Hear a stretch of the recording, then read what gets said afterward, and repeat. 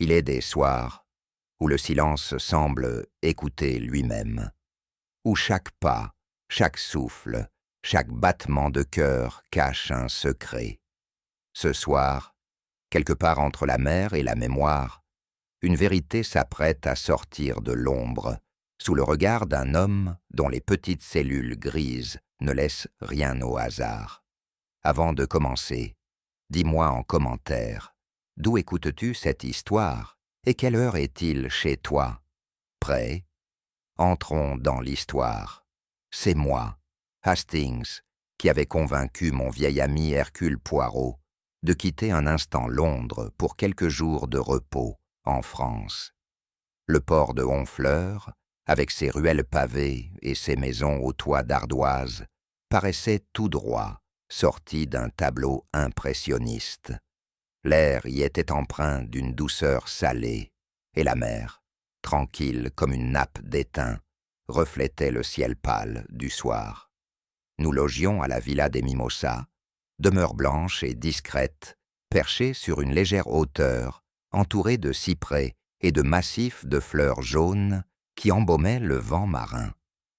Madame Hélène Vautier, la propriétaire, avait eu l'amabilité d'inviter Poirot à séjourner chez elle. On lui prêtait, paraît-il, un goût raffiné pour les réceptions et une générosité peu commune envers les œuvres de charité. Pour ma part, je goûtais cette retraite comme une parenthèse bienvenue après des semaines d'hiver londonien. Poirot, lui, observait déjà tout, la symétrie des allées, la disposition des fenêtres, jusqu'à la façon dont le majordome alignait les chaises sur la terrasse. « Mon ami, me dit-il d'un ton pensif, il y a dans l'ordre apparent des choses un charme qui parfois dissimule le désordre le plus profond. » Je souris, croyant à une simple boutade. Pourtant, je connaissais ce ton-là, celui qui précède les mystères. Madame Vautier nous accueillit dans le grand salon ouvert sur la mer. C'était une femme d'une 50aine d'années, au maintien impeccable, dont le visage portait la marque d'une beauté demeurée digne sous le poids des ans. Sa voix, basse et douce, trahissait une maîtrise de soi presque trop parfaite. Elle s'informa avec délicatesse de notre voyage, remercia Poirot de l'honneur de sa présence et parla de la région avec une tendresse mélancolique. Poirot, attentif, notait chaque détail. La bague ancienne qu'elle portait à la main droite, le léger tremblement de ses doigts lorsqu'elle servit le thé, et ce regard, perdu vers l'horizon, comme si quelque souvenir lointain s'y noyait. « Une dame de grand cœur », dis-je en quittant le salon. « Oui », répondit Poirot d'un ton mesuré, « mais un cœur, Hastings, peut être aussi un coffre-fort, on y enferme bien des secrets. » Cette phrase me fit frissonner, sans que je sache pourquoi. Le soir s'annonçait, et déjà un voile d'ombre glissait sur la mer. Le dîner fut servi dans une atmosphère d'élégance contenue. Autour de la table ovale se tenaient les pensionnaires habituels de la villa. Le docteur Lucien Morel, homme aux gestes mesurés et au regard analytique. René Delange, jeune peintre au charme décontracté. Madame Estelle Marchand, dame sèche et vigilante, compagne dévouée de Madame Vautier. Et enfin, Julien Vautier, le beau-fils, dont le sourire ironique semblait toujours prêt à se briser.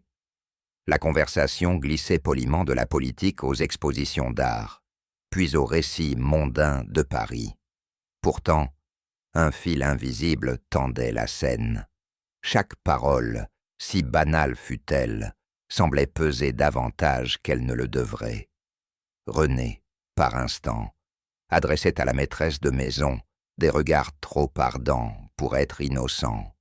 Estelle serrait sa serviette avec crispation. Le docteur observait sans mot dire. Poirot, discret, observait tout cela derrière la courtoisie de son sourire. Ses yeux pétillaient de cette lumière que je connaissais trop bien, celle d'un homme qui perçoit une dissonance, là où tout le monde entend la musique. Voyez-vous, Hastings, me glissa-t-il plus tard, c'est un dîner comme une mer d'huile, mais les tempêtes, elles, dorment souvent sous les eaux calmes. La nuit s'installa, enveloppant la villa d'une paix trompeuse. Du salon montaient quelques notes de piano, jouées maladroitement par Estelle Marchand.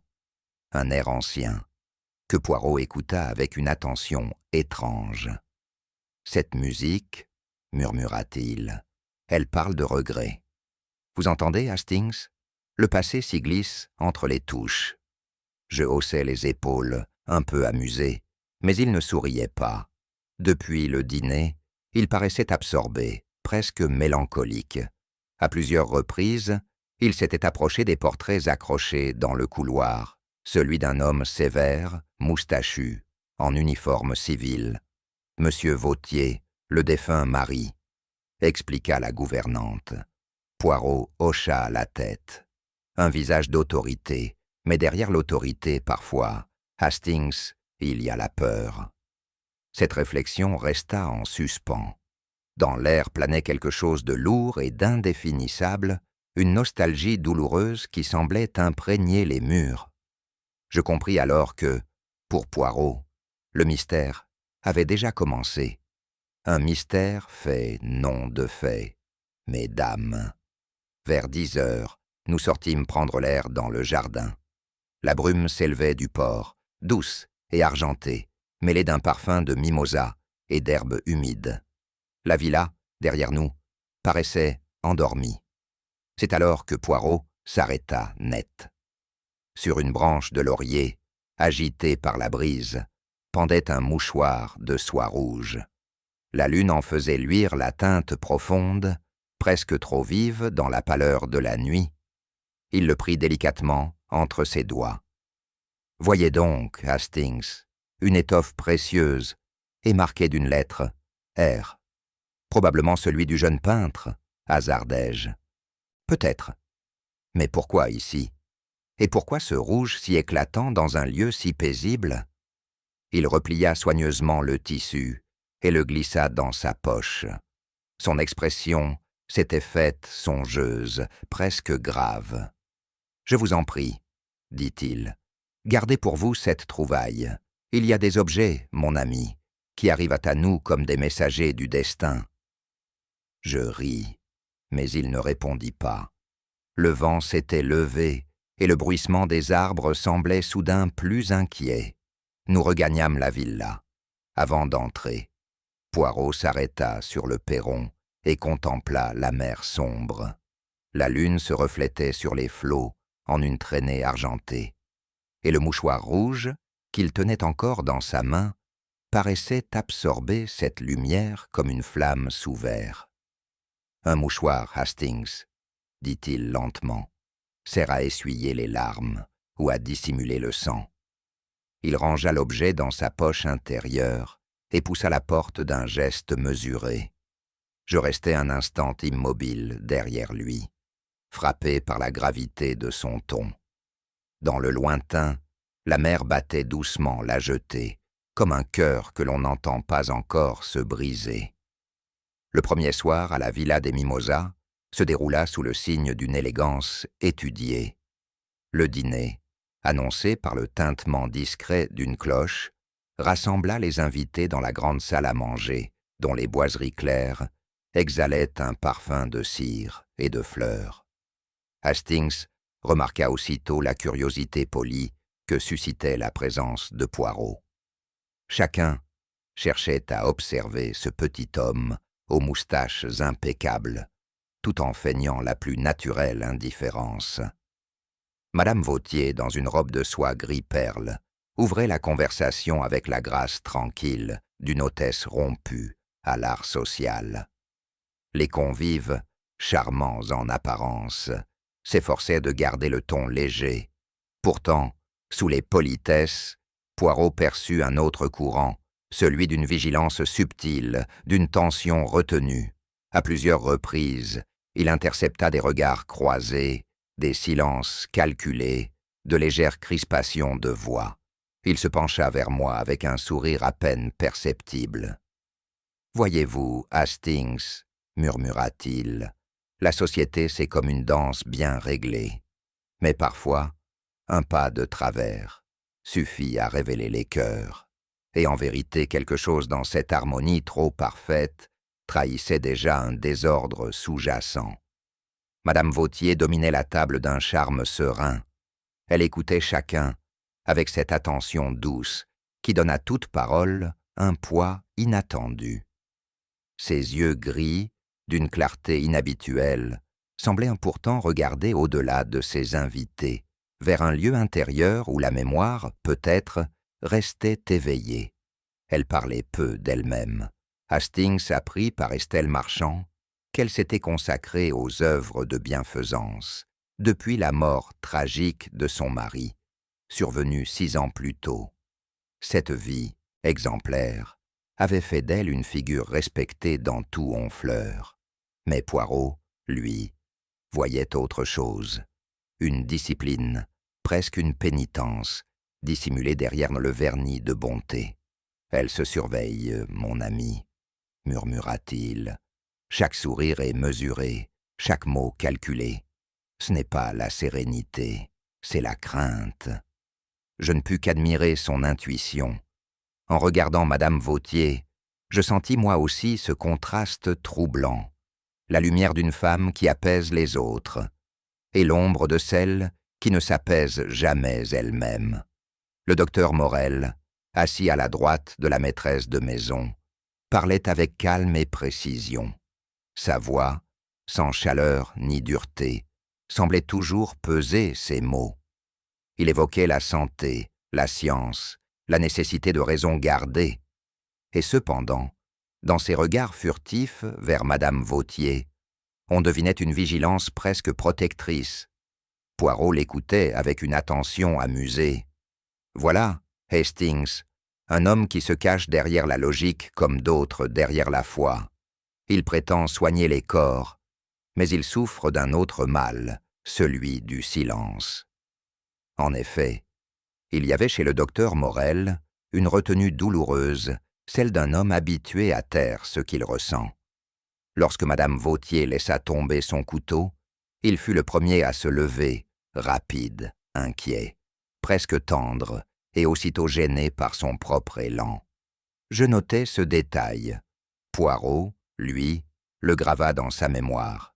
René Delange était de ces hommes dont la présence allume la pièce. Son rire clair, son élégance nonchalante, son art de flatter sans insister, tout en lui séduisait, mais d'une manière étudiée, presque théâtrale. Il parlait de ses tableaux avec une ardeur tranquille, comme s'il peignait non pour être admiré, mais pour être compris.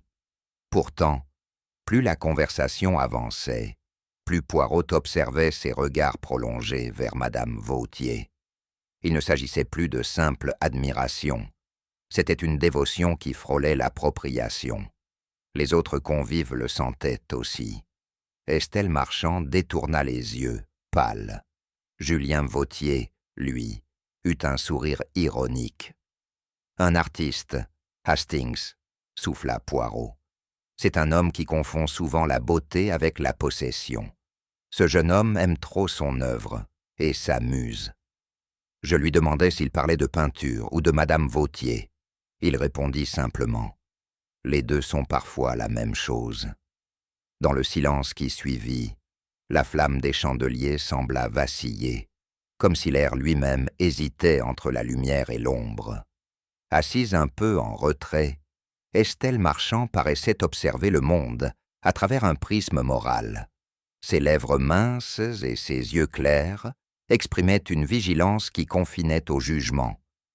Elle parlait rarement, mais chaque mot, choisi avec soin, portait le tranchant d'une lame polie. Elle s'interrompait parfois pour fixer Madame Vautier, et, dans ce regard, Poirot perçut une adoration farouche, presque possessive, la dévotion d'une femme qui ne supporte pas de voir son idole ternie. Lorsqu'elle évoqua René Delange, ce fut avec une froideur marquée. Les artistes, dit-elle, ont souvent le cœur léger et la conscience souple. Poirot hocha la tête, pensif. Elle juge trop, Hastings. Les âmes qui jugent sont souvent celles qui ont le plus à se pardonner. Cette phrase resta en moi, comme un écho discret d'une vérité plus vaste. Julien Vautier, le beau-fils, brisa l'équilibre du dîner par sa désinvolture moqueuse. Il buvait plus qu'il ne convenait, riait trop fort et ponctuait les conversations d'observations cyniques sur la famille, la fortune et la vertu. Madame Vautier lui adressait parfois un regard où la sévérité se mêlait à la tristesse. Poirot, lui, observait cette relation avec une attention glaciale. « Ce jeune homme, dit-il à voix basse, a le désespoir déguisé en sarcasme. Quand la vie ne vous aime plus, on se venge en la ridiculisant. » Julien lança une remarque sur les héritages qui dorment trop longtemps entre les mains des veuves sentimentales, provoquant un silence pesant. Le docteur Morel fronça les sourcils, Estelle se raidit, et René, d'un ton léger, détourna la conversation. Mais Poirot, lui, nota chaque mot, chaque geste, avec la patience d'un homme qui reconstitue déjà le puzzle avant même qu'il ne soit brisé. Alors que le café était servi, un éclat rouge attira soudain le regard de Poirot. René Delange, en tirant son mouchoir de sa poche, laissa apparaître la soie écarlate marquée de l'initiale R. Madame Vautier eut un léger sursaut, qu'elle dissimula aussitôt sous un sourire. « Ah, ceci, dit le peintre en riant, probablement oublié par quelqu'un dans mon atelier, une trouvaille sans importance. » Mais sa gaieté sonnait faux. Poirot, impassible, examina du coin de l'œil la réaction des convives. Estelle serra sa coupe de café à s'en blanchir les jointures. Le docteur détourna la tête, et Julien eut un rictus méprisant. « Un mouchoir peut être un aveu, » murmura Poirot plus tard, « surtout lorsqu'il a la couleur de la passion. » Je me souvenais du mouchoir identique que nous avions trouvé dans le jardin la veille. Deux objets semblables, deux contextes différents. Un fil rouge venait de relier les âmes du dîner. La soirée s'acheva dans une langueur dorée. Les chandeliers s'éteignirent un à un, ne laissant qu'un parfum de cire et de mimosa. En quittant la salle, Poirot s'arrêta un instant sur le seuil. « Mon ami, » dit-il lentement, « la passion est comme la marée. Elle s'éloigne pour un temps, mais elle revient toujours, plus forte, plus cruelle, et lorsqu'elle revient, elle détruit. » Son regard se perdit un instant vers la mer invisible au-delà des vitres. Puis il ajouta, presque pour lui-même, « Et, ce soir, Hastings, j'ai entendu la mer monter. » Je ne compris pas encore la portée de ces mots, mais je sentis, dans leur écho, qu'une tempête approchait, silencieuse et inévitable. Le lendemain, le jour se leva sur Honfleur avec cette tranquillité fragile propre au matin de bord de mer. La lumière se glissait à peine entre les rideaux, quand un cri perça l'air, un cri de femme, aigu, irréel, qui fendit le silence comme une lame. Puis un tumulte de pas, des voix affolées, le fracas d'une porte qu'on ouvre brusquement. Je me précipitai dans le couloir, où déjà le majordome, livide, indiquait l'étage supérieur. Poirot, calme malgré le tumulte, montait lentement, son regard plus grave que je ne l'avais jamais vu. « Allons, mon ami, » dit-il doucement. « Il semble que la mer ne soit pas la seule à cacher ces tempêtes. » Quand nous atteignîmes la chambre, un froid étrange régnait. L'aube, autrefois paisible, semblait suspendue, comme si la nature elle-même s'était arrêtée. Au dehors, le cri des mouettes se mêlait désormais aux pleurs des domestiques. Le calme d'Honfleur s'était brisé net. Et dans ce silence soudain, je sentis que quelque chose, ou quelqu'un, venait d'entrer dans l'éternité. Madame Hélène Vautier reposait sur son lit, les mains croisées sur la poitrine, le visage d'une paix troublante. Il y avait dans cette immobilité quelque chose d'artificiel, une mise en scène, comme si la mort elle-même avait été arrangée avec une précision presque théâtrale. Le drap immaculé, tranché, avec la tache sombre qui s'élargissait lentement sur son corsage. Aucun désordre, aucun signe de lutte. Tout respirait l'ordre, la retenue, et pourtant l'horreur. Poirot s'approcha, inclina la tête, puis se redressa sans un mot. Il examina le front de la victime, le pli léger aux commissures des lèvres, cette expression d'acceptation qui lui donnait un air de pardon. Je voulus détourner les yeux. Elle n'a pas eu peur, murmura-t-il. Voyez, Hastings, ce calme-là n'appartient qu'à ceux qui savaient déjà. Le docteur Morel arriva, blême, et confirma le décès d'une voix éteinte. Autour de nous, les serviteurs pleuraient. Dans le couloir, une porte claqua, peut-être celle du peintre René, ou celle de la gouvernante. Je ne savais pas encore que ce visage paisible allait nanter ma mémoire bien longtemps, comme un masque où la beauté s'était alliée au crime. Sur la table de chevet, 3 objets semblaient attendre, l'œil du détective. Un verre de vin, à moitié vide, une feuille déchirée en 2, et un mouchoir de soie rouge, taché de sang. Poirot se pencha lentement. Il observa la coupe, fit tourner le liquide restant, puis la reposa sans un mot. Il prit ensuite les fragments du papier. L'écriture fine, nerveuse, s'interrompait net au milieu d'une phrase. Une seule lisible, « Je ne peux plus porter ce poids ». Quant au mouchoir, sa soie éclatante paraissait absorber la lumière. La lettre R, brodée sur le coin, achevait de donner à l'ensemble un aspect de symbole, la passion, la faute et le silence. 3 témoins, Hastings, dit Poirot à voix basse, mais aucun ne parle, et pourtant, chacun ment à sa manière. Il resta immobile un instant, les yeux perdus dans ses pensées. Puis, relevant la tête, il ajouta « La scène est parfaite, trop parfaite, et la perfection, mon ami, est rarement humaine. » À peine la nouvelle se répandit-elle dans la maison que les cris et les lamentations éclatèrent. Les domestiques couraient d'une pièce à l'autre. Julien Vautier exigeait qu'on appelle la police. Estelle Marchand priait à voix haute dans un coin du salon. Poirot descendit lentement l'escalier, son autorité tranquille, ramenant peu à peu le silence. « Personne ne quitte cette maison, » déclara-t-il avec calme. « Jusqu'à l'arrivée de la gendarmerie, nous demeurons ici, ensemble. » Il chargea le majordome de verrouiller les portes et me confia la tâche de noter tout comportement suspect. Observez les visages, Hastings. Le choc trahit parfois plus de vérité que les paroles. Chacun obéit, mais sous la contrainte du regard de Poirot. Dans la grande salle, la tension était presque palpable. René Delange, debout près de la fenêtre, fixait la mer sans parler. Le docteur Morel froissait nerveusement son mouchoir. Estelle sanglotait sans larmes. Le crime avait figé le temps. Et Poirot, au centre du désordre, imposait à nouveau son ordre, comme un prêtre en pleine messe funèbre. Dehors, le vent s'éleva soudain, faisant claquer les volets avec violence.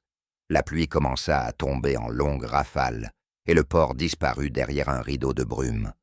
Les gendarmes, prévenus à l'aube, avaient été promis d'arriver rapidement, mais la tempête ralentissait toute traversée. La villa des Mimosas devint alors une forteresse assiégée par les éléments.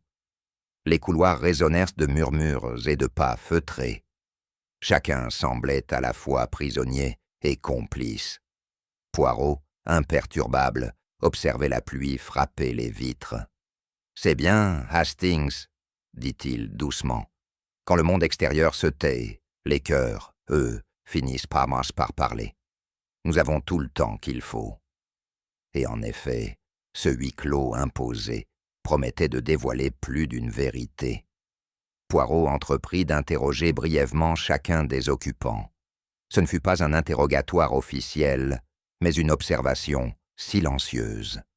Le docteur Morel, d'abord, parlait d'une voix monocorde, presque mécanique. Il s'acharnait à expliquer, à rationaliser, comme s'il voulait dissoudre la mort dans la logique. Pourtant, sa main tremblait en rangeant sa montre. Madame Marchand, elle, semblait figée. Elle répétait sans cesse. Elle était pure, si bonne, si dévouée. Mais derrière, cette piété se lisait autre chose, une colère rentrée, presque jalouse. Julien, le beau-fils, restait assis à l'écart, un verre de cognac à la main. Ses paroles, cinglantes, trahissaient une amertume familière. « Elle savait garder ses secrets, ma belle-mère », dit-il d'un ton ironique. René Delange, enfin, parut profondément bouleversé. Son visage était pâle, mais ses yeux brillaient d'un éclat étrange, non pas de douleur, mais de libération. Poirot le fixa longuement, et le silence entre eux sembla lourd d'un secret partagé. « Vous voyez, Hastings, » murmura le détective, « il y a 1000 façons de pleurer, mais une seule d'aimer, et elle laisse des traces. » Lorsque le silence retomba sur la villa, Poirot regagna la chambre du crime. Sur la table, le mouchoir reposait toujours, écarlate et immobile. Il le prit délicatement, l'examina sous la lampe, puis le déposa sur la commode. « Quelle ironie !» murmura-t-il. Ce tissu destiné à essuyer les larmes a bu le sang. La beauté devient symbole, Hastings, et le symbole, mensonge. Il resta ainsi, un moment, pensif, les yeux perdus dans le vide.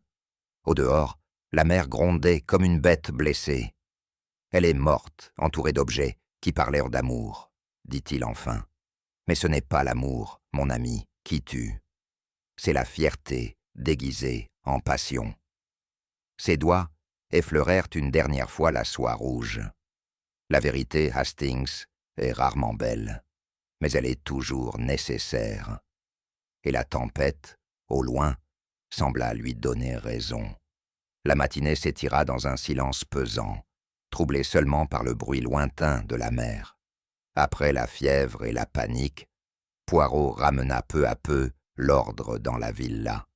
Les domestiques retrouvaient leurs gestes, les convives leur contenance, mais tous demeuraient sous l'emprise d'une stupeur muette. Poirot, avec cette maîtrise tranquille qui le caractérisait, imposa un rythme à la maison, non celui du deuil, mais celui de la raison. « Nous allons, mes amis, remettre un peu d'ordre dans ce désordre du cœur. L'ordre, voyez-vous, c'est la première forme de vérité. » Il installa dans le petit salon un bureau improvisé pour ses entretiens. Hastings, fidèle à sa tâche, observait les allées et venues, notant chaque murmure, chaque silence. L'air même semblait alourdi par les émotions contenues. L'après-midi approchait. Les volets vibraient sous le vent, mais la tempête de la veille paraissait désormais reléguée au second plan. Une autre, plus intime, allait se lever. Le docteur Morel fut le premier à être reçu. Son maintien restait irréprochable, mais ses mains trahissaient une nervosité contenue. Poirot l'invita à s'asseoir d'un geste bienveillant. « Vous étiez proche de Madame Vautier, n'est-ce pas ?» Le médecin hésita, puis répondit. « Elle était une amie, une âme fragile. » Peu à peu, sous les questions méthodiques du détective, il admit qu'une querelle avait éclaté entre eux peu avant sa mort, une dispute au sujet d'un passé qu'ils partageaient. Elle voulait rouvrir de vieilles plaies, monsieur Poirot. Moi, je voulais les laisser cicatriser. Poirot, penché légèrement en avant, le regarda avec douceur. « Vous parlez comme un homme qui a protégé, ou comme un homme qui a craint. Le docteur détourna les yeux. « J'ai voulu la protéger d'elle-même » murmura-t-il, et dans cette phrase, Poirot entendit autre chose. La tendresse d'un homme qui aimait, mais ne se l'avouait pas. Quand il se leva, la façade rationnelle du médecin s'était fissurée. René Delange entra à son tour, les traits tirés, les yeux rougis par une fatigue qu'aucun sommeil n'aurait pu dissiper. Il avait l'air d'un homme égaré entre la douleur et la peur. Poirot l'accueillit d'un ton calme. « Vous aimiez Madame Vautier, n'est-ce pas ?» Le peintre releva brusquement la tête. « Oui, nous devions nous marier. » Hastings retint son souffle. Poirot, lui, demeura impassible. En secret, René acquiesça, honteux. Elle voulait attendre. Elle craignait les commérages. Ses mots étaient empreints d'un orgueil blessé. Entre chaque phrase, le silence laissait affleurer la vérité.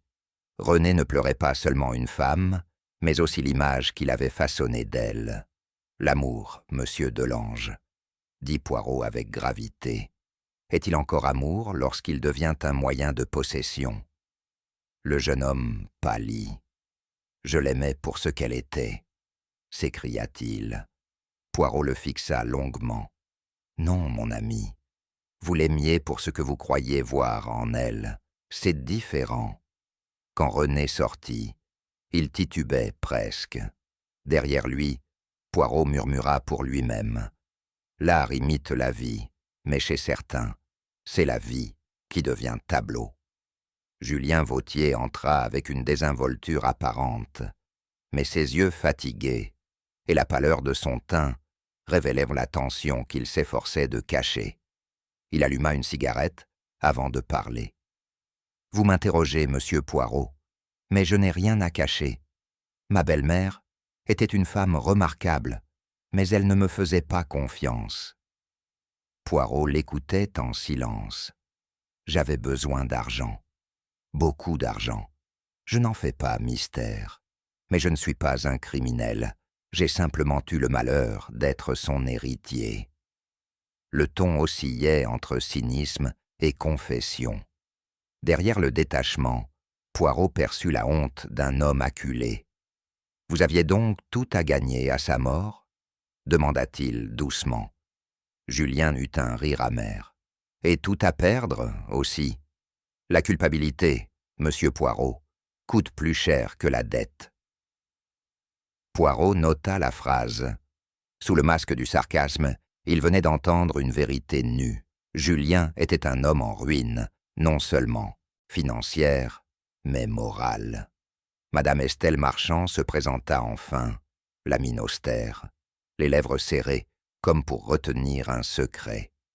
Poirot, avec sa courtoisie habituelle, l'invita à s'asseoir. Elle parla d'abord de sa douleur, de la perte d'une amie, pure, incomprise, sacrifiée à la frivolité des autres. Mais sous son ton pieux, se devinait un ressentiment profond. Poirot l'interrompit doucement.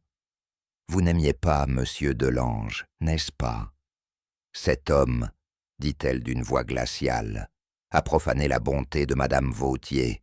Il l'a détournée de ses devoirs, de sa dignité. » Ses mains tremblaient. Poirot la regarda longuement. « Vous parlez comme une gardienne, madame, non comme une amie. » Elle se raidit. « Quelqu'un devait veiller sur elle, » lança-t-elle. « Ou bien sur votre propre image d'elle, » répliqua Poirot, d'un ton à peine plus bas. Lorsqu'elle se leva, son regard brûlait d'une ferveur presque mystique. Et Poirot sut qu'il venait de rencontrer la forme la plus dangereuse de l'amour, celle qui croit être vertu.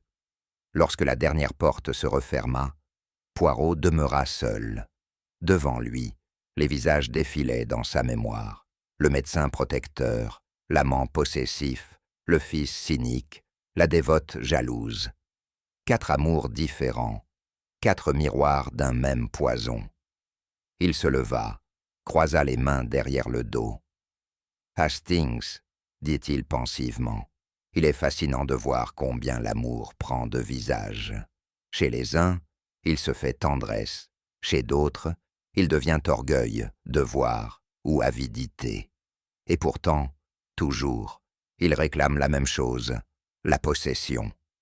Il repensa à Hélène Vautier, cette femme qui, dans sa bonté, semblait avoir attiré vers elle toutes les passions blessées, et chacune, cherchant à la posséder, avait fini par la détruire. La logique du cœur, murmura-t-il, est la seule que même mes petites cellules grises peinent à résoudre. Un silence suivit, chargé de compassion. Poirot, pourtant, esquissa un mince sourire. Déjà les contours de la vérité commençaient à s'ordonner dans son esprit. Plus tard, alors que la nuit tombait sur la mer d'Honfleur, Poirot se tenait près de la fenêtre, songeur. « Savez-vous, Hastings, dit-il doucement, il existe des amours qui ne cherchent pas la vérité, mais l'illusion. On aime non la personne, mais ce que l'on croit d'elle. Et quand la vérité se montre, l'amour se brise. » Il contempla le ciel assombri, où une lueur rouge persistait à l'horizon. Ce n'est pas la haine qui tue, mon ami. C'est le rêve qu'on refuse de laisser mourir. Et tandis qu'il parlait, un léger vent du large fit frémir les rideaux, comme si la mer elle-même retenait son souffle. Le lendemain matin, alors que le vent marin dissipait les dernières strass d'orage, Poirot annonça son intention de visiter l'atelier du peintre René Delange. J'eus beau m'étonner de cette démarche si tôt entreprise. Il me répondit simplement « Il est des lieux, Hastings, où les vérités se cachent mieux que dans les cœurs. » Le studio se trouvait à l'écart, dans une dépendance donnant sur les falaises. À notre entrée, une odeur de térébenthine se mêla à celle, plus vive, du sel et du bois humide. Tout semblait figé dans une atmosphère d'attente. Des toiles retournées contre le mur, des pinceaux séchés dans des pots. Un silence presque religieux. René, pâle et nerveux, nous accueillit d'une voix hésitante. Poirot, d'un ton affable, l'interrogea sur son travail, interrompu depuis la veille du drame. Le peintre évita son regard, prétextant une fatigue morale.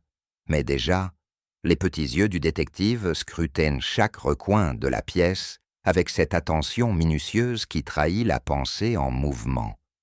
Il s'arrêta enfin devant un chevalet drapé d'un linge. « Voilà, Hastings, dit-il doucement, ce que les artistes appellent l'âme mise à nu.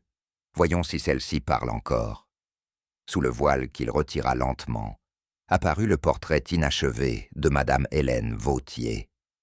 Le tableau dominait la pièce par sa lumière contenue. Les traits du visage, peints avec une tendresse presque douloureuse, semblaient respirer encore.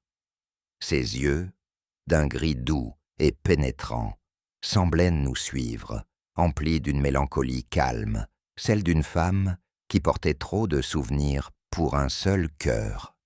Poirot demeura longuement silencieux, les mains croisées dans le dos. « C'est une œuvre de grand talent, dit-il enfin, mais aussi un aveu. » René tressaillit. « Un aveu ? Oui, mon ami, on ne peint pas ainsi sans aimer, et l'on n'aime pas ainsi sans souffrir. » Le peintre détourna la tête, comme frappé par une évidence trop crue.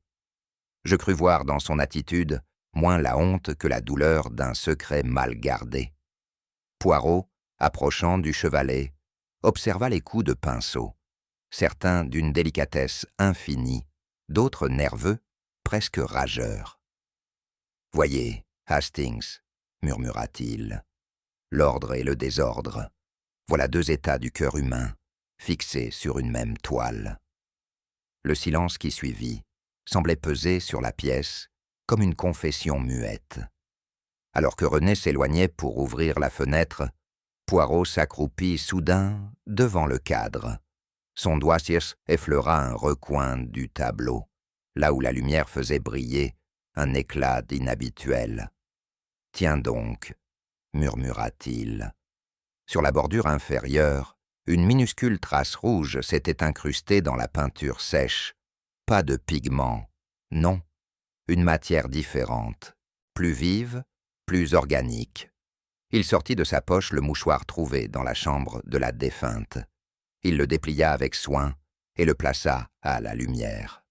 Les deux teintes se répondaient, identiques. La beauté et le sang, dit-il lentement, partagent parfois la même nuance, Hastings, et ce rouge-là, il ne vient pas d'une palette.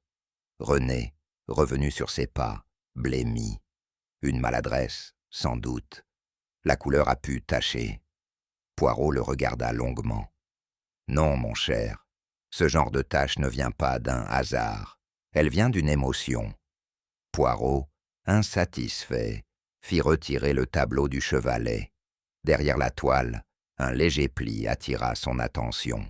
Il passa délicatement la main sur le revers et, du bout des doigts, en extirpa un petit fragment de papier jauni. Je retins mon souffle. L'écriture, fine et nerveuse, était celle de Madame Vautier. Les mots, à moitié effacés, semblaient encore trembler de vie. Je ne peux plus porter ce poids. Poirot se redressa lentement, les yeux mi-clos. Le même fragment que celui trouvé sur sa table de nuit, Hastings. Mais celui-ci est plus ancien. Il n'était pas destiné à être lu. Il était caché, protégé. René tenta de protester. C'était un souvenir, rien de plus. Poirot haussa un sourcil. Un souvenir, oui, mais d'une faute, peut-être, car on ne dissimule pas une lettre innocente derrière un portrait. Il rangea le papier dans son carnet et contempla à nouveau la toile. « Les lettres, mon ami, dit-il doucement, sont comme les visages. Certaines se montrent, d'autres se dérobent. Et celles qu'on cache, il s'interrompit, sont souvent celles qui brûlent encore. » Sur le chemin du retour, Poirot demeura silencieux, les mains croisées sur sa canne. Enfin, dans le petit salon de la villa, il prit place devant la cheminée. « Hastings, dit-il d'un ton méditatif, j'ai entrevu la trame d'un drame plus ancien que le crime d'hier. Il y a des années, Monsieur Vautier, l'époux défunt, est mort d'un empoisonnement jugé accidentel. Mais accident, vraiment ? Je sursautai. Vous pensez que Madame Vautier... Peut-être pas seule. Il ferma les yeux, songeur. Le docteur Morel était alors présent, et René Delange, jeune ami de la famille, très attentif à la beauté de Madame Vautier. L'un a caché la vérité par dévotion, l'autre l'a découverte par amour. Et elle, pauvre femme, a porté le poids du secret jusqu'à sa mort. Il leva un doigt. 3 âmes, unies par la faute et par la peur. Voilà, Hastings, le vrai triangle moral de cette affaire. Non un crime de sang, mais un crime de conscience. Et cela, mon ami, laisse d'os des traces plus profondes que les autres. Plus tard, seul dans la pièce où trônait encore le portrait, Poirot contempla longuement le visage peint. Les yeux de la défunte semblaient le fixer, emplis d'un reproche, silencieux. « Vous voyez, madame, murmura-t-il, la culpabilité est comme la couleur sur cette toile.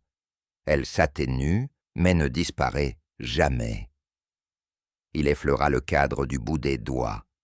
Certains enterrent leur faute en espérant qu'elles se meurent, mais elles ne meurent pas. Elles fleurissent dans le silence, transformées par le temps, en souvenirs ou en remords. Hastings entra doucement. « Vous avez découvert quelque chose, Poirot ?»« Oui, mon ami, le passé. Et le passé, voyez-vous, est un jardin où les mauvaises graines refont toujours surface. » Son regard s'attarda sur la tache rouge du tableau, invisible pour d'autres, éclatante pour lui. « Un péché enfoui ne se fane pas, Hastings, » conclut-il avec gravité. « Il est clos, toujours. » Et dans le silence du soir, le portrait d'Hélène Vauthier semblait lui-même respirer, comme s'il approuvait. La nuit tomba avec une lenteur grave, et la pluie se mit à battre les vitres de la villa, comme pour y effacer toute trace de crime. Dans le petit salon, Poirot, seul, demeurait assis, immobile, les doigts sont joints devant lui, le regard perdu dans le vide. Le feu mourant jetait sur son visage une lueur rougeâtre qui soulignait la concentration extrême de son esprit. Tout autour de lui, le silence semblait peser. Ce silence après la tempête des émotions. Hastings dormait enfin. Les invités se taisaient derrière leurs portes closes. Seul Poirot veillait, entouré de ses pensées. Sur la table, les fragments de témoignages, les notes éparses, les mots prononcés avec tremblement s'ordonnaient dans son esprit en un schéma précis. Ce crime, il le sentait, n'était pas un simple acte de violence, mais l'aboutissement d'une longue chaîne morale. Les émotions, murmura-t-il, sont comme les fils d'un tapis oriental. On les croit enchevêtrés, mais ils dessinent un motif, caché, harmonieux. Et tandis que la pluie redoublait, son esprit, méthodique et impitoyable, suivait chaque fil de ce motif jusqu'à la faute première. Au matin, Poirot rouvrit les anciens journaux qu'il avait demandés la veille, des articles oubliés relatant la mort mystérieuse de M. Vauthier 10 ans plus tôt. On y parlait d'un accident domestique, un flacon d'arsenic confondu avec un médicament contre la migraine. Aucune enquête n'avait été poursuivie, mais pour Poirot, l'accident n'en était pas un. Il y voyait le germe d'un drame plus grand, enfoui sous les années. « Voyez-vous, Hastings, disait-il à mi-voix, les crimes ne naissent pas toujours du présent. Ils germent dans le passé, comme une graine oubliée dans la terre. » À mesure qu'il relisait les lignes jaunies, les visages de ceux qu'il avait interrogés la veille revenaient à son esprit. Le docteur Morel, toujours si calme, avait signé le certificat de décès. Madame Vauthier, alors jeune épouse, avait porté le deuil avec une piété exemplaire. René Delange, à cette époque, n'était qu'un admirateur de la maison, et pourtant, chacun d'eux, d'une manière ou d'une autre, avait bâti sa vie sur cette mort-là. Le passé, pensa Poirot, n'était pas un fantôme. Il avait simplement attendu son heure pour frapper à nouveau. Poirot reprit le fragment de lettre trouvé derrière le tableau. Il la lut lentement, presque avec recueillement. « Je ne peux plus porter ce poids. J'ai cru bien faire. Mais le bien, quand il naît du mensonge, n'est qu'une forme plus douce du mal. » Ces mots étaient ceux d'une conscience torturée. Hélène Vauthier, dans un moment de faiblesse ou de lucidité, avait voulu écrire ce que la confession orale lui refusait. Poirot, songeur, murmura. Elle a cru être coupable, Hastings, mais la faute véritable appartenait peut-être à un autre. Il comprit alors que la mort de Madame Vauthier n'était pas seulement une tragédie d'amour, mais aussi une tentative d'expiation. La culpabilité qu'elle portait depuis des années l'avait conduite à la fatalité. La conscience, dit-il doucement, est un juge plus sévère que la loi. Et Madame Vauthier s'est condamnée elle-même. Sous la lampe, le papier tremblait entre ses doigts. Poirot le replia avec soin, comme on referme le couvercle d'un tombeau. Le docteur Morel, dans l'esprit de Poirot, reprenait forme. Ce visage pâle, ce regard fuyant, cette loyauté obstinée. Un homme de raison, oui, pensa Poirot, mais aussi un homme d'amour. En relisant ses notes, il reconstitua l'attitude du médecin au lendemain de la mort de M. Vauthier. Le diagnostic rapide, la déclaration d'accident, la discrétion exemplaire, tout portait la marque d'un homme qui protège, non d'un complice. Poirot se pencha sur la logique de ce silence. Morel n'avait pas menti pour lui-même, mais pour préserver celle qu'il vénérait. Il a préféré la paix du cœur à la vérité des faits, murmura Poirot. Et c'est là, Hastings, une erreur bien humaine. Il imagina cet homme enfermé des années durant dans un rôle de gardien, témoin d'une faute qu'il n'avait pas commise, mais qu'il s'était imposé de taire. Le devoir, pensa Poirot, peut être une prison aussi solide que la culpabilité. Et dans le dossier, il inscrivit un mot unique, dévouement. Mais l'autre figure du drame, celle de René Delange, brillait d'un éclat plus dangereux. Poirot, relisant les propos du peintre, comprit soudain la mécanique subtile de son influence. René savait.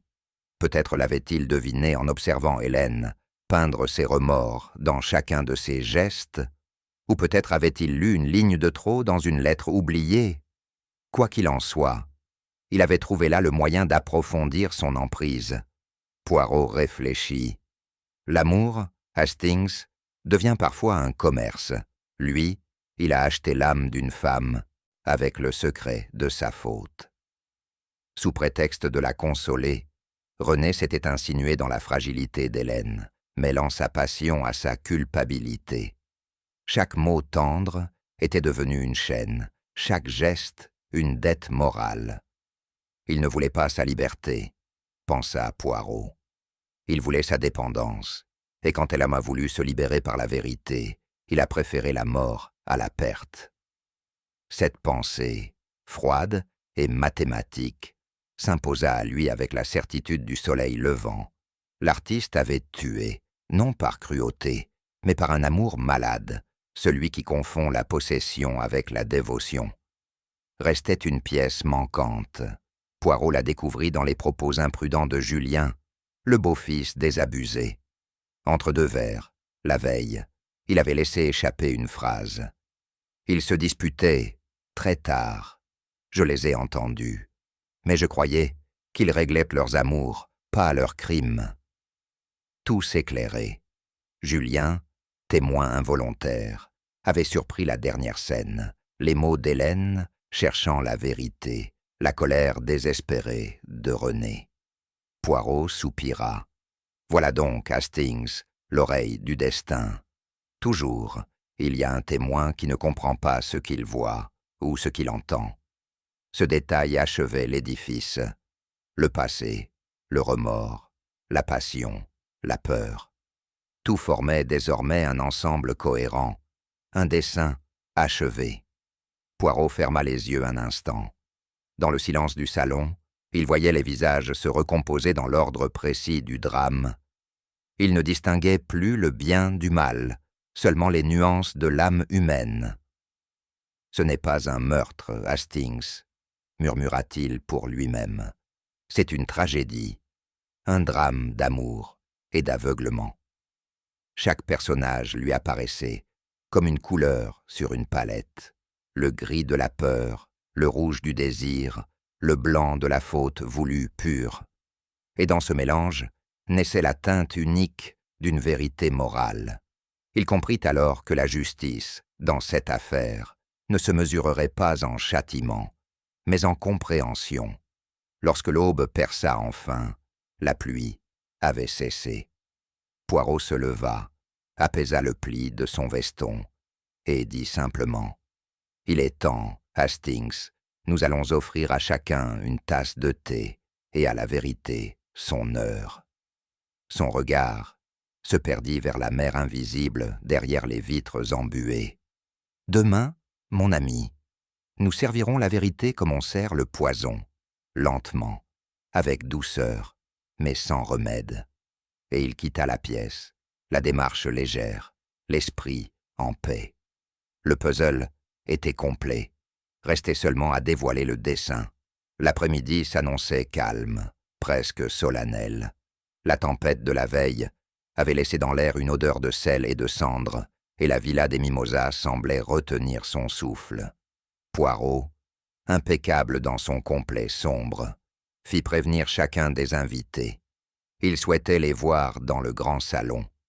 Lorsqu'ils entrèrent, silence tomba aussitôt. les rideaux tirés tamisés, la lumière. La pièce, d'ordinaire si élégante, prenait des allures de tribunal feutré. Julien s'installa d'un air défiant. Estelle Marchand serra son chapelet d'une main tremblante.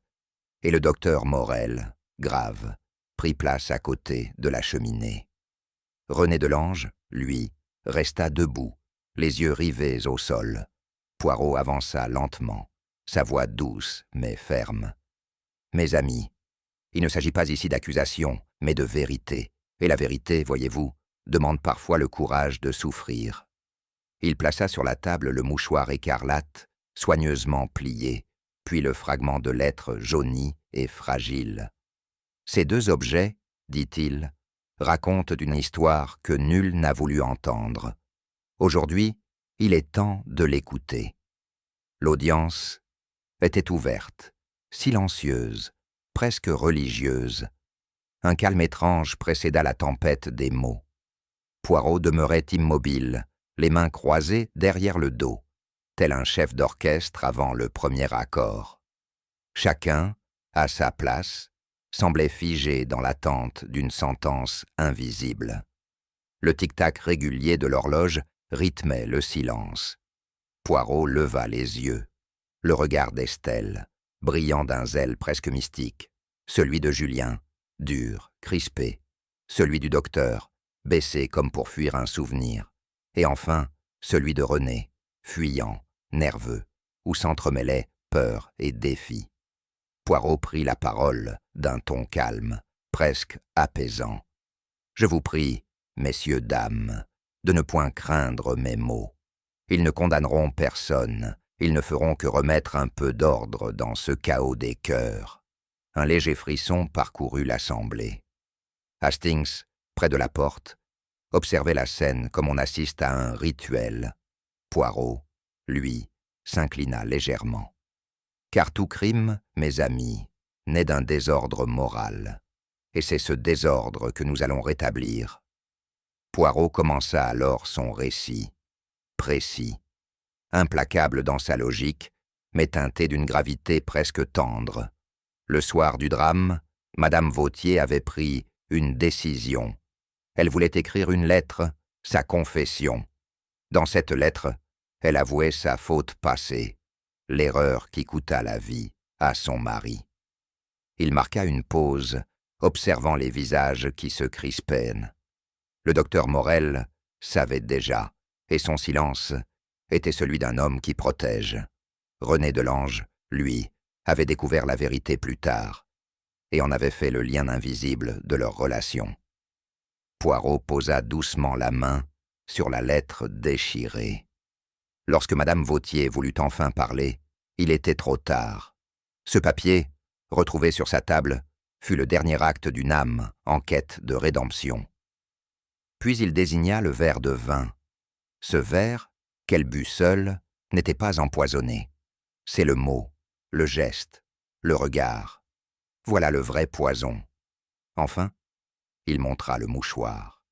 Et ce tissu, symbole d'amour, de vin, témoin de la mort. Une tension palpable s'éleva. Même la pendule sembla suspendre son souffle. Poirot reprit d'une voix plus douce, presque compassionnelle. Madame Vautier, mes amis, n'était pas une femme criminelle, mais une âme fatiguée. Pendant 10 ans, elle a porté en silence le poids de ce qu'elle croyait être un meurtre. Mais hier soir, elle a voulu s'en délivrer. Il se tourna vers le docteur Morel. Vous le saviez, n'est-ce pas? Elle voulait tout avouer, publiquement.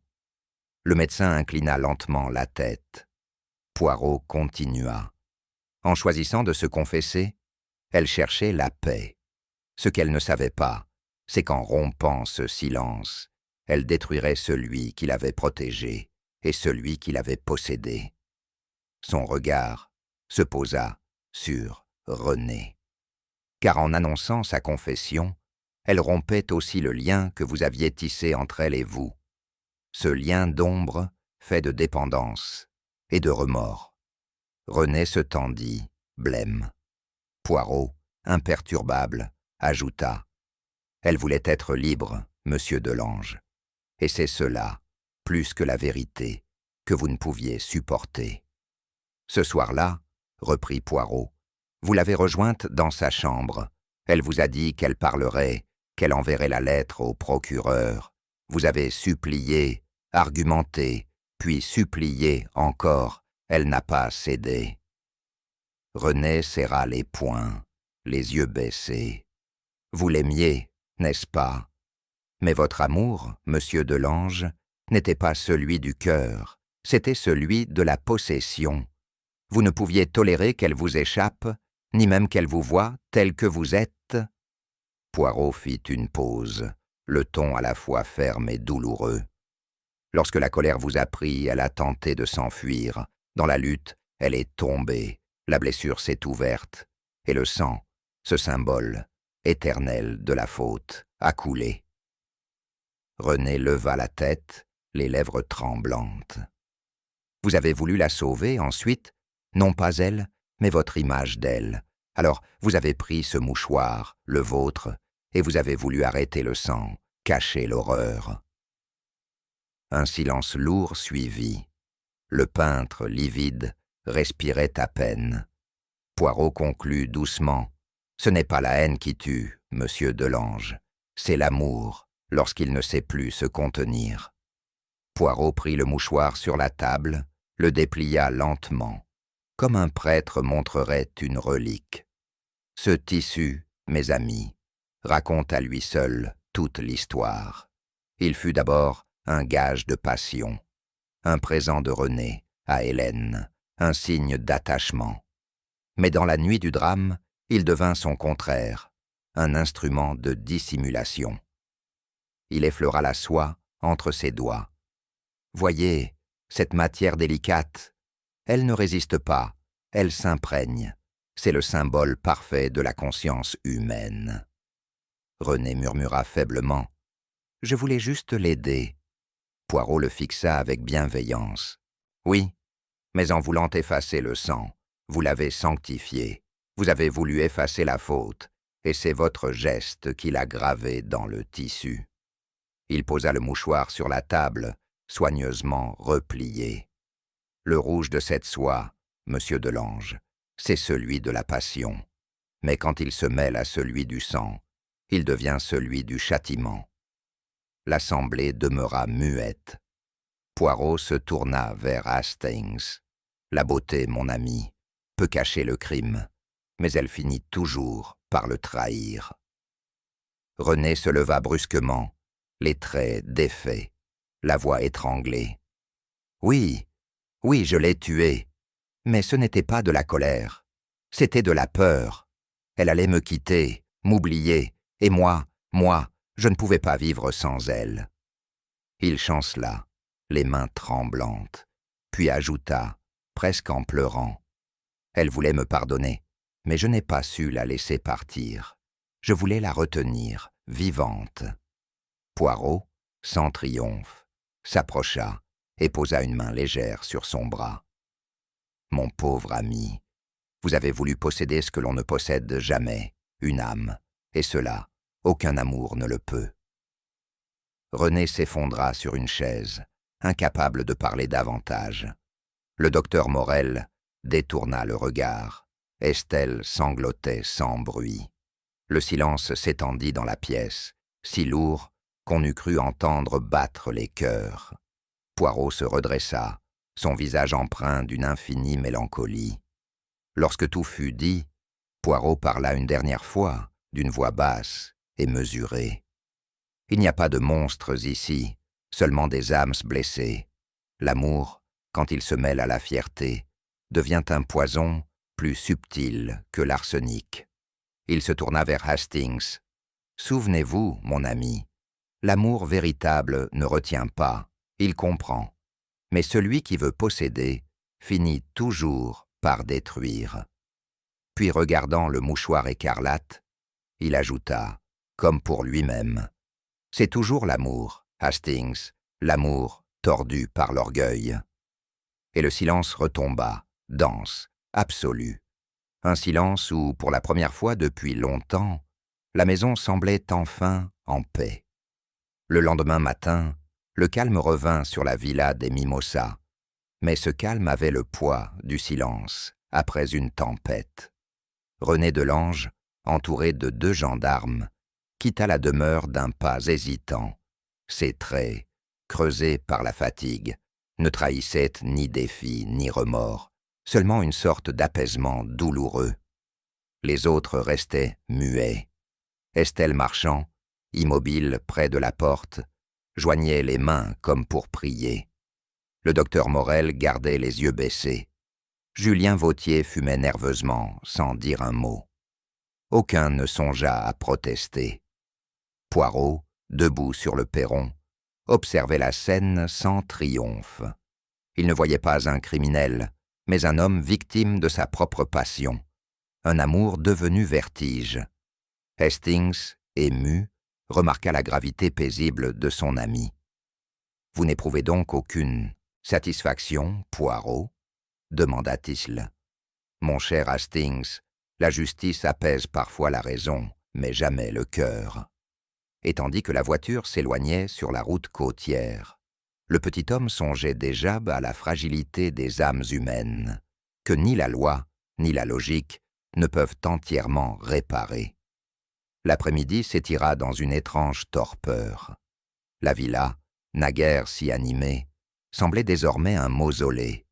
Hastings, parcourant les couloirs, sentit combien chaque pièce conservait la trace invisible du drame. Le parfum d'Hélène Vautier flottait encore dans l'air, comme un écho discret d'une présence disparue. Dans le grand salon, le fauteuil, où elle aimait s'asseoir, demeurait vide. La lumière du jour y tombait en oblique, soulignant la poussière qui commençait à se déposer, symbole muet d'un temps qui reprenait son cours.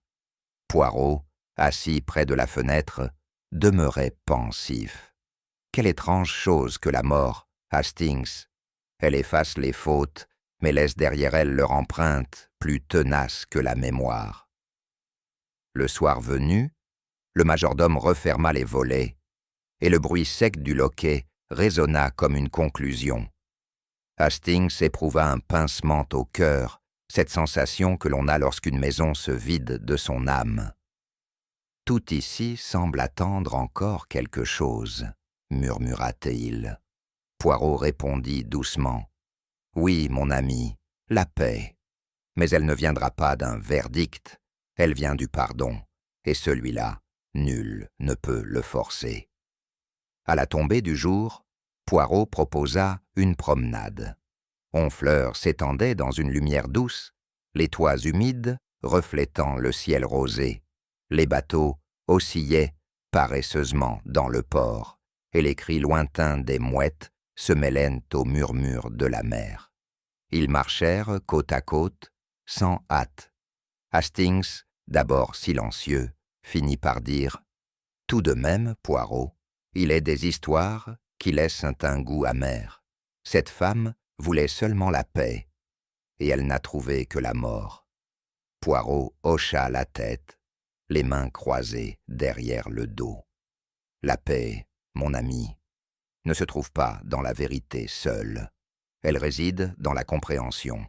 Et les êtres humains, hélas, préfèrent souvent leurs illusions à la clarté. » Hastings soupira. « Vous croyez que René l'aimait vraiment ? » « Oui, Hastings, mais son amour était un fil trop tendu. Quand on tire trop fort, il casse et il étrangle. » Ils s'arrêtèrent au bout du quai, face à la mer où le soleil déclinant jetait des reflets sanglants. Poirot, pensif, regardait l'horizon.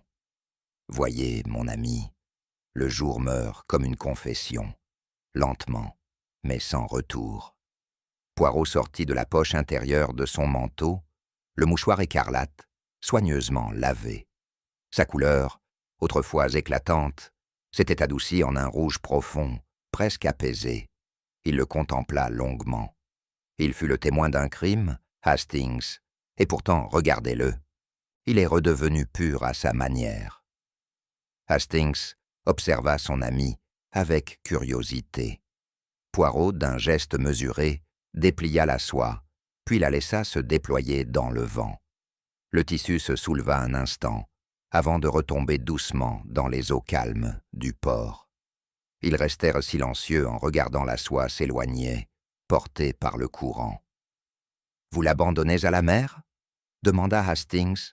« Oui, elle saura mieux que nous, mon ami, comment garder les secrets. » L'eau referma ses cercles autour du tissu, puis tout disparut. Seule demeurait la lueur du couchant, teignant la surface d'un rouge identique. « Remarquez, Hastings, » dit Poirot doucement, « la mer aussi garde les taches, mais elle les transforme en beauté. Voilà sa sagesse. » Leurs pas résonnaient sur les pavés humides. Poirot, songeur, reprit d'un ton méditatif.